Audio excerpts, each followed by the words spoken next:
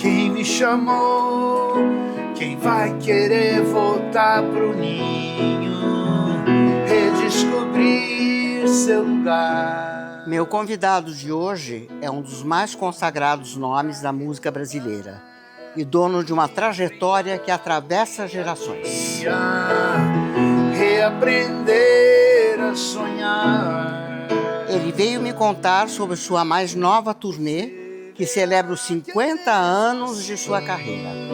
Que a história não tem fim. Com vocês, Guilherme Arantes. Sempre que você responde sim, a sua imaginação,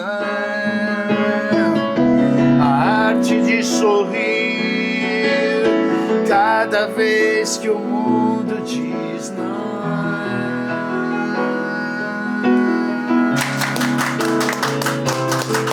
Que prazer em ver o meu amigo Guilherme Arantes. Que honra te reencontrar, né? Porque a gente tem tantas histórias e eu tava eager to come, como diz o americano. Eager to come. Tava louco para vir, para contar novidades e muitas coisas que nasceram de um embrião lá de um período que eu fui tocar lá no Passatempo e muita água rolou e eu tô assim hoje muito inspirado por causa desse período de reconstrução, né, de uma nova carreira. Então, a vida é cheia de várias carreiras, são vários períodos, são várias vidas, várias encarnações da gente. Os anos 70, anos 80, os anos 90, depois, e agora esse período, esse pós-pandemia, tudo. Eu não sei, eu estou muito feliz, estou numa época boa, assim, de composições. você é considerado um dos 100 maiores artistas brasileiros, né? Sim. Pela Rolling Stone. Sim. Como você se sentiu? Essas listas de reconhecimento são muito bacanas e o Nelson Motta mesmo me colocou entre as músicas mais importantes da MPB. Então eu fiz uma obra bem consistente, assim, por amor, né? O amor à composição, o fascínio pela música popular, que isso vem da família, do meu pai. Do meu pai, que ele me fez tocar de ouvido, né, as músicas. Ah, é? E meu pai, ele tocava violão, ele era médico aqui em São Paulo, e um grande médico da turma de 45 da Pinheiros, foi top, meu pai, um grande cirurgião, da turma do Zerbini e tudo. E meu pai tocava muito violão, tinha amizades como o Paulo Vanzolini. O Paulo Vanzolini era um amigão do papai. Depois eu fui descobrir algumas ligações da família com a televisão e com a música popular. Né? O Solano Ribeiro, meu primo, que é diretor dos festivais. Os festivais. Não só os da Record, mas depois os FICs também. E eu me vi na cena, no auditório, assistindo a Jovem Guarda, que você também ia. E como? Na Jovem Guarda. E a gente viu o surgimento daquela geração que eram grandes artistas da música, mas que se projetaram na televisão. E eu saí, então comecei minha carreira há 50 anos atrás. Exatamente nessa época. Você tem 50 anos de carreira, exatamente. Em 76, eu dei muita sorte porque eu fui procurar a Som Livre. A Som Livre era uma gravadora pequena ligada à televisão e que abriu os braços para mim. Que foi eu tive um anjo, que foi o Pete Dunaway. O Pete Dunaway era um compositor, o Otávio Cardoso, que é Otávio Augusto Cardoso, foi meu produtor que me descobriu. E aí ele levou para o Guto Graça Mello, para o João Araújo, e eles me lançaram como uma espécie de Elton John aqui do Brasil, né? Então... Você merece, né, Guilherme? Aí eu saí com essa...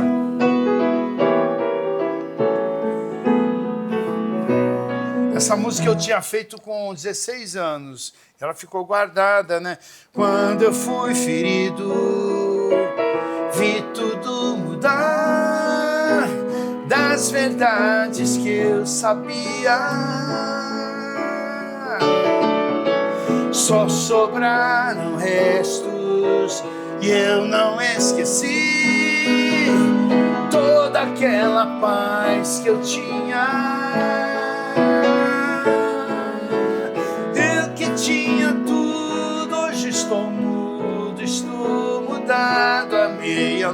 noite à meia luz, pensando, daria tudo por um modo de esquecer.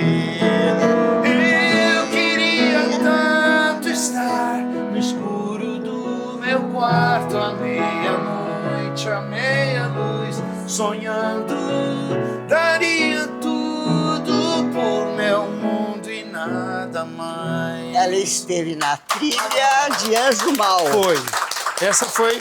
Eu dei a sorte porque eles precisavam de uma música para o Zé Wilker, que fazia o personagem Rodrigo, que sofria uma traição da mulher, que a esposa era a Vera Gimenez. Sim, eu me lembro. Que era a mulher eu me lembro dessa novela. do Jesse Valadão.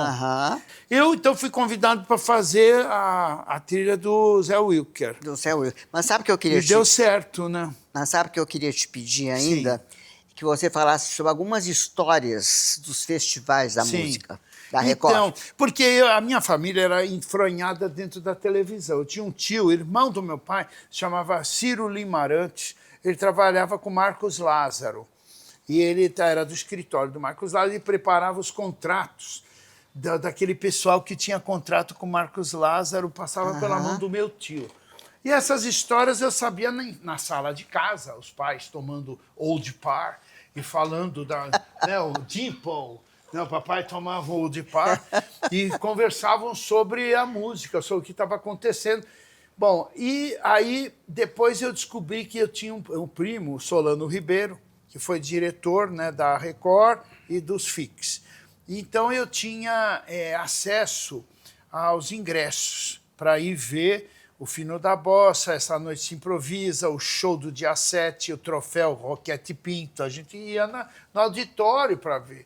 Isso é um privilégio, porque eu fui uma testemunha ocular de corpo presente do surgimento do Chico, do Gil Caetano, exato, Gal, Bethânia, Tom Zé, toda essa gente, Edu Lobo. Quando teve o festival, aquela noite do Ponteio, né, que ganhou o Ponteio, o segundo lugar foi Alegria, Alegria, foi Roda Viva, do Chico, eu estava lá vendo. E teve a violada também do Sérgio Ricardo, jogou o violão no público. E eu estava lá, adolescente, tentando furar e entrar na televisão. E o que essa época representou na sua formação? É o alicerce da gente, a bossa nova, a MPB, esses musicais na televisão. Isso aí foi o alicerce todo cultural, muito rico. Não só meu, mas da nossa geração que assistiu. E eu costumo dizer, o grande fenômeno era a televisão. Porque essa migração do rádio para a televisão trouxe a teledramaturgia, saiu da radionovela, né, o Direito de Nascer, e depois, quando chegou na televisão, montaram a TV Tupi, depois a Rede Globo, e a gente acompanhou a nossa mocidade, foi muito marcante. Não sei se vocês lembram que o Jornal Nacional, a abertura do Jornal Nacional era com o Pink Floyd, né? Vocês lembram?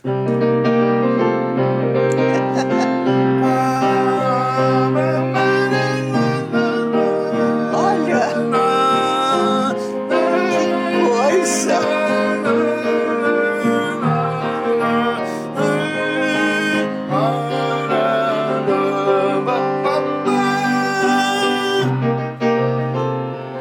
Então, você vê como é uma época muito interessante, porque eu estava, nessa época, curtindo o rock progressivo, né, do Yes, do Genesis, do Emerson, Lake and Palmer e do Pink Floyd.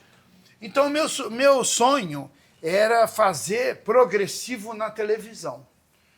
E aí eu tive a oportunidade de fazer Amanhã será um lindo dia da mais louca alegria que se possa imaginar. Amanhã, redobrada força, pra cima que não cessa a te vingar. Então, tanto é que essa...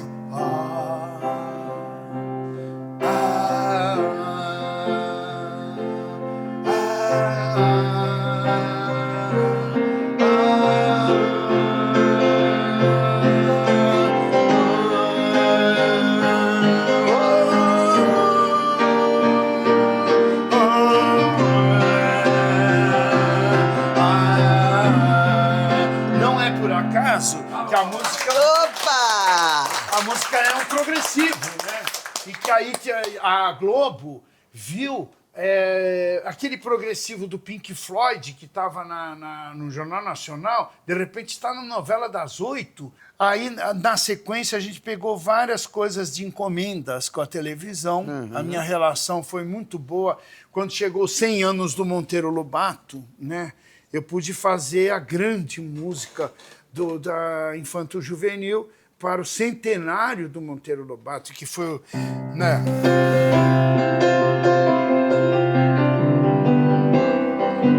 Foi o lindo balão azul, né? Eu vivo sempre no mundo da lua, porque sou um cientista, meu papo é futurista, é lunático. Eu vivo sempre no mundo da lua. E aí tem uns detalhes que eu tenho que comentar aqui, porque essa música, ela reúne vários elementos geracionais. Primeiro que a nossa geração foi criada com essa frase da nossa mãe: você vive sempre no mundo da lua. Então, isso foi magistral. Olha. Eu lembrar que as nossas mães... Você está sempre no mundo da lua. E nossas mães, sua mãe também devia falar isso, a sua mãe não falava. Você está sempre no mundo da lua. Constantemente. Então, isso era geracional. Era. Outra coisa que era geracional era o Petit Ballon Rouge, que foi um filme que ganhou Cannes, que era um menino que tinha um único amigo dele, era um balãozinho vermelho, e que um dia o balão voava em Paris e esse menino ficava buscando. Então, o balão era o símbolo do sonho da criança. Eu pude identificar isso aí, foi um magistral, porque aí eu falei que a Terra era o nosso lindo balão azul. Era o balão como figura do sonho. Aí a gravadora, a CBS, lançou a banda Balão Mágico. Foi aí que surgiu o balão como símbolo da criança no Brasil, né? Então, são vários elementos que eu acho que eu peguei o momento certo para apresentar soluções para a televisão, em algumas encomendas de novelas, algumas coisas que, quando a Elis me pediu música, eu logo fiz o Aprendendo a Jogar, que a Elis, teve uma vez que nós somos, toda a equipe, a banda, o César, o Natan, aquela gente, fomos jantar fora no Bar Lagoa. E a Elis tinha gravado uma música minha que era Só Deus é Quem Sabe, que é assim: não sei guardar ressentimento, eu hoje lembro com ternura cada momento. Era uma música meio com cara de Roberto Carlos, assim, bom. Aí ela me pediu um hit para eu fazer, assim, me faça um hit para o rádio. E nós fomos jantar a equipe, a banda, e começamos a fazer trocadilhos, né? Trocadilhos assim, que eu já tinha vários de algibeira, os trocadilhos. Água mole em pedra dura, mais vale que dois voando, né? Aí a Elis, demais isso aí. Aí todo mundo rindo. Aí eu falei, como é que é? Quem tem amigo cachorro quer sarna para se coçar. Aí a Elis, do caramba, nossa. Eu fui para casa e falei, puta, eu vou transformar isso numa música que virou Aprendendo a Jogar, né? Vivendo, aprendendo a jogar. Vivendo, aprendendo a jogar. Nem sempre ganhando, nem sempre perdendo, mas aprendendo a jogar. Aí os trocadilhos. Água mole e pedra dura, mais vale que dois voando. Se eu nascesse assim pra lua, não estaria trabalhando. Vivendo e aprendendo a jogar. Vivendo e aprendendo a jogar. Nem sempre ganhando, nem sempre perdendo, mas aprendendo a jogar. Mas em casa de ferreiro, quem com ferro se pega é quando. E a fama deita na cama, quero ver o berreiro na hora do lobo. Como foi conviver com a Elis? E o que ela representou na sua vida? A gente teve um convívio pequeno, porque ela estava numa fase muito atrapalhada de vida também. Tinha lançado 2 discos na mesma época, um pela Odeon, outro pela Warner. E, ao mesmo tempo, ela estava às turras lá com o César. O casamento estava balançado lá, que ela estava com raiva dele, que não sei, tinha acontecido alguma coisa. Então, foi um período assim, não só eu, mas outras pessoas também estavam amigos, o próprio Fábio Júnior também, nesse período, também ficou muito próximo dela, o Ronaldo Bastos, vários outros. E eu estava ali naquele torvelinho, né, de músicos, que a Elis era vulcânica, era uma pessoa muito vulcânica. O que foi legal foi ver ela como mulher e mãe, né, em relação a Maria Rita, a garra dela como mulher, como mãe, uma lutadora, né, uma guerreira. Agora, eu pude conviver com muita gente do meio, né? Com Milton, com o Gil. Tem um episódio do Gil que uma vez eu dei um violão para o Gil, porque ele gravou aquela música do Stevie Wonder, The Secret Life of Plants. Eu fiz uma música em português, a versão do Stevie Wonder, da música do Stevie Wonder. E o Gil tocou violão e cantou comigo. Não cobrou nada, em reconhecimento, eu falei, eu vou te dar um violão, depois você aceita? Aí fui levar o violão no Maxud Plaza para o Gil. No apartamento do Gil, me recebeu, porra, não precisava. Pô, rapaz, que amor. Aí ele abriu o violão, logo começou a afinar, assim, o Gil, aquela maestria toda. Afinando, aí começou a tocar umas músicas. Ele falou, o que você gosta do meu repertório? Ai, você quer que eu toque uma música? Eu falei, toca o Super-Homem, né? Aí ele tocou, se eu quiser falar com Deus. Começou a tocar. O Gil tocou umas 5 horas, particular para mim, cara. Mandou vir um chá completo no Maxud. Que maravilha! Nós tomamos um chá. O dia anoiteceu. E o Gil tocando as coisas dele, cara, que privilégio isso, não? Essa amizade, né? Um dia o Milton Nascimento chega no meu quarto, lá no hotel, em Belo Horizonte. Fui fazer um show em BH, a portaria avisou, ó, tem um rapaz aqui, é o Milton Nascimento, ele veio, como assim, o Milton? Ele está aqui embaixo. Pode subir, né? Eu abro a porta. Rapaz, você era o Milton Nascimento me visitando.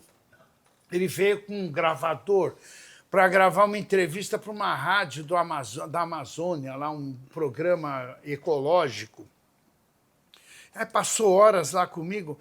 Imagina o privilégio de você ser visitado pelo Milton Nascimento com um gravador, né, debaixo do braço. Então, teve esses momentos, né, de estar... Um dia... Eu estava subindo a Lopes Quintas, esse é do Arco da Velha.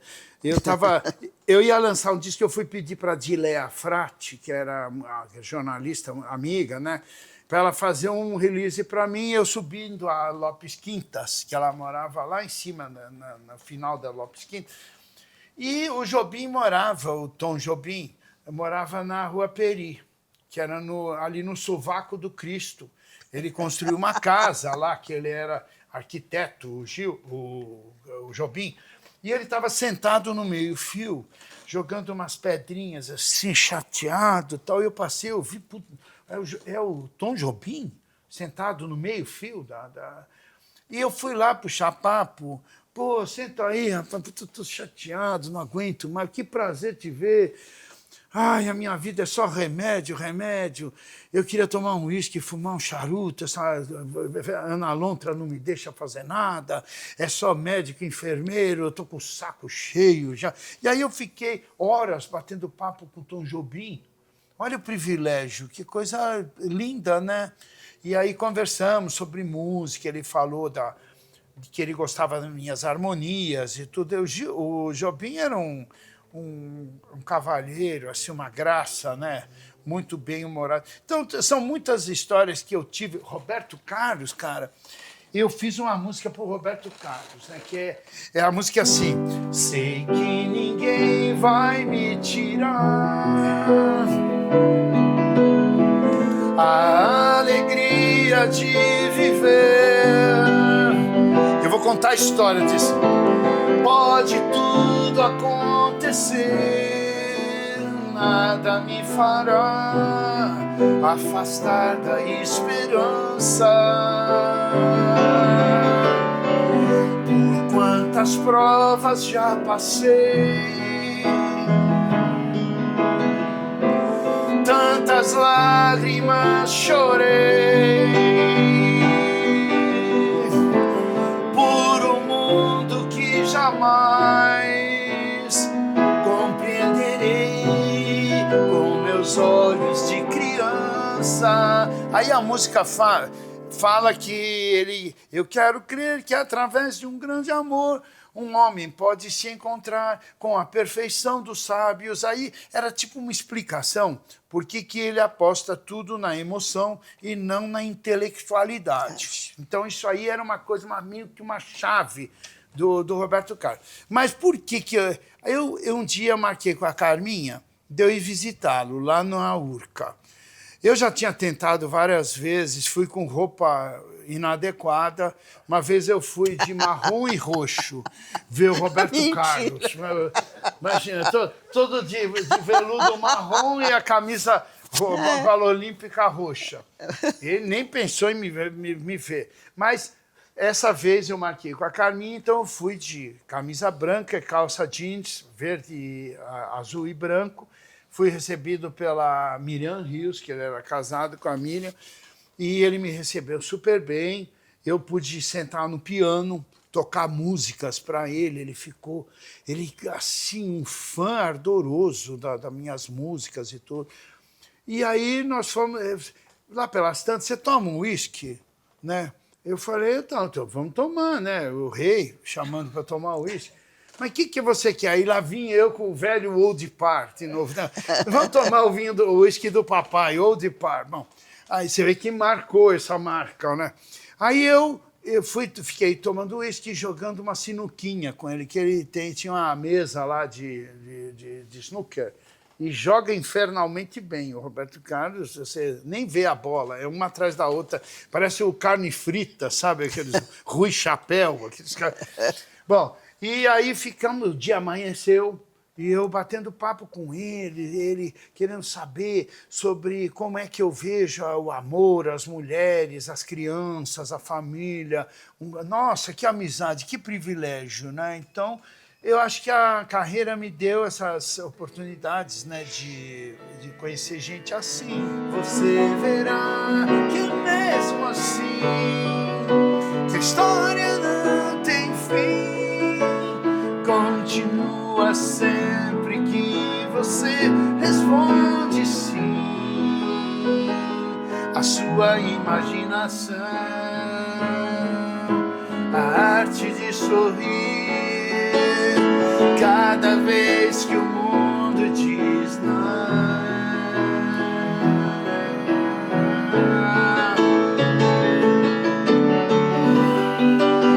E eu desejo a todos que eu cruzar, pelo